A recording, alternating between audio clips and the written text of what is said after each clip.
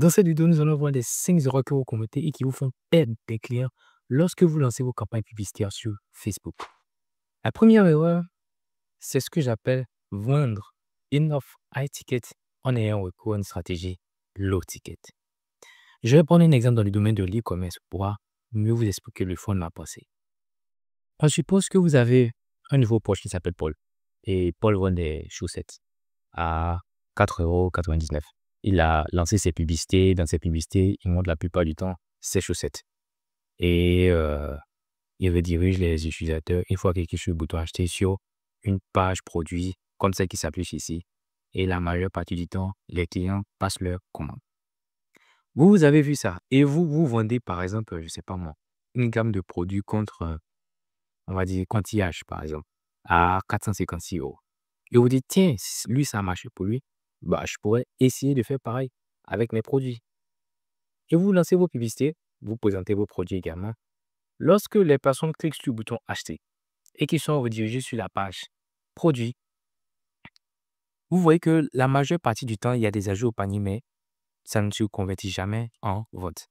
Les personnes viennent juste sur votre site, soit ils viennent sur le site et puis ils s'en vont, soit ils cliquent sur le bouton acheter au panier, mais ils ne finissent pas par acheter sur votre site. Et vous vous demandez, mais pourquoi est-ce que vous n'avez pas de vente alors que vous avez un site internet et tout ça? La raison, elle est simple. La raison, elle est très simple. Premièrement, le prix auquel vous vendez vos produits n'est pas du tout négligeable. Ça, c'est un. De deux, il manque un certain nombre d'informations dans le processus de conversion du client qui ne se trouvent pas dans votre stratégie à vous. C'est normal, lorsque la personne va se retrouver sur votre site internet, elle va se poser un certain nombre de questions. Est-ce que ça adapte à ma peau? Est-ce que ça peut marcher? Combien de temps faut-il avant de recevoir des résultats? Tout un tas de questions qui, au final, vont pousser cette personne à ne pas acheter. Donc, je pense que vous commencez à comprendre à peu près ce que je veux dire par vendre une offre high ticket en ayant recours à une stratégie low ticket. Et ça s'adapte à tous les autres secteurs, que ce soit dans l'infoprenariat ou dans la prestation des services. Vous devez absolument adapter votre stratégie en fonction du niveau de votre offre. Ce n'est pas parce que la stratégie low ticket coûte moins cher que ça signifie que grâce à elle, vous allez parvenir à vendre votre offre high ticket. Tout ce que vous ferez, c'est juste dépenser de l'argent en publicité sans jamais avoir de conversion derrière.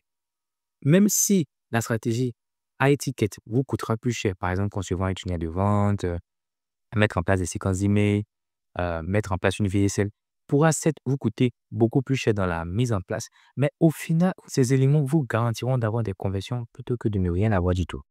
La deuxième erreur, c'est diluer votre budget publicitaire. Vous allez voir des personnes dans leur compte publicitaire, elles vont lancer des campagnes publicitaires ou elles vont allouer comme budget quotidien 10 $. Et dans leur campagne, vous allez voir pratiquement 20 publicités actives. Et elles vont se demander pourquoi est-ce qu'elles n'obtiennent pas de conversion avec leur campagne publicitaire. Mais la raison, elle est simple. Le budget, il est tellement dilué entre les publicités qu'aucune des publicités ne reçoit suffisamment d'exposition pour apporter un quelconque résultat. Si vous avez un petit budget et que vous souhaitez effectuer des publicités, ce que je vous recommande vivement, c'est de réduire le nombre de publicités que vous avez dans votre campagne publicitaire afin de compenser votre limite en termes de dépenses publicitaires.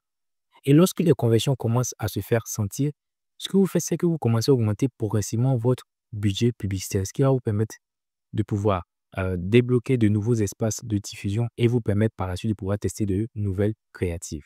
C'est ainsi que vous allez pouvoir parvenir à créer un compte publicitaire avec une base dite antifragile qui ne repose pas seulement sur une publicité, mais sur plusieurs publicités gagnantes. La troisième erreur, c'est d'apporter des modifications bien trop rapidement à votre campagne publicitaire.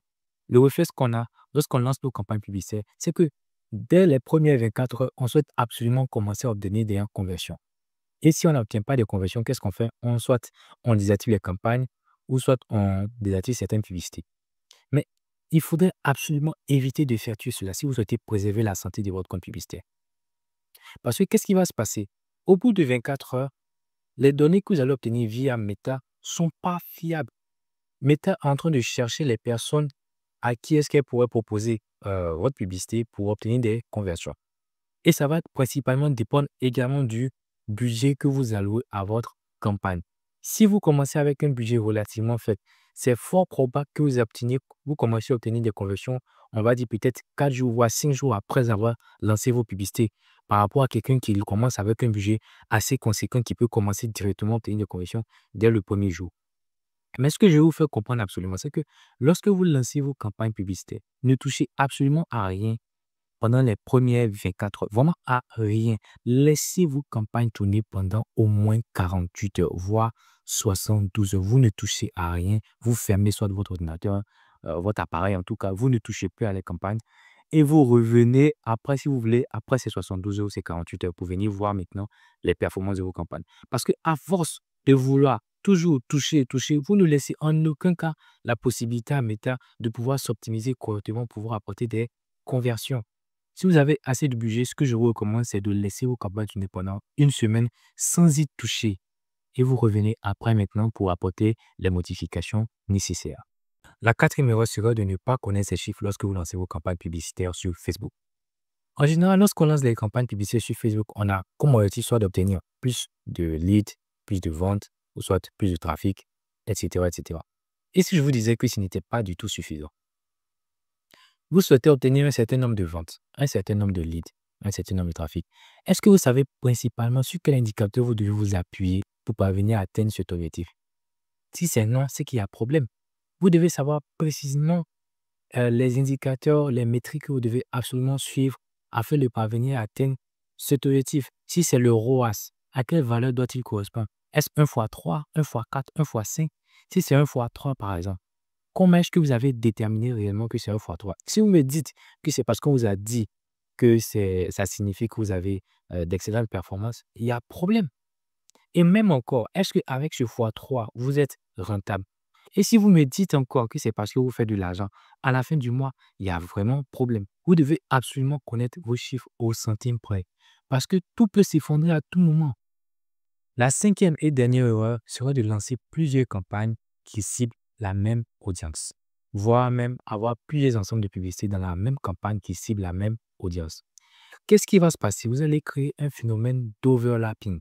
En français, chevauchement d'audience. Cela signifie que vos campagnes publicitaires vont rentrer en compétition. Et vous allez remarquer qu'il y aura forcément l'une d'entre elles qui sortira complètement du lot.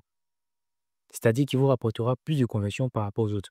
Mais c'est sûr et certain que si ces campagnes ciblaient des audiences tout à fait différentes, vous auriez obtenu des résultats tout à fait différents. Donc, si vous souhaitez avoir plusieurs campagnes actives, ne ciblez pas les mêmes audiences dans toutes ces campagnes. Pareil pour les ensembles de publicités. Sinon, si vous souhaitez cibler une audience en particulier, pas besoin d'avoir recours à plusieurs campagnes. Une seule campagne avec un ensemble de publicités, ça suffit largement. Alors, c'était le tout pour cette vidéo. J'espère que vous l'avez apprécié. Si vous avez des questions, n'hésitez pas à les poser en commentaire. Si vous souhaitez également connaître à développer et automatiser votre acquisition client, vous trouverez un lien en description pour réserver directement un appel avec moi. Merci de m'avoir suivi jusqu'à présent. On se dit à très bientôt. Ciao.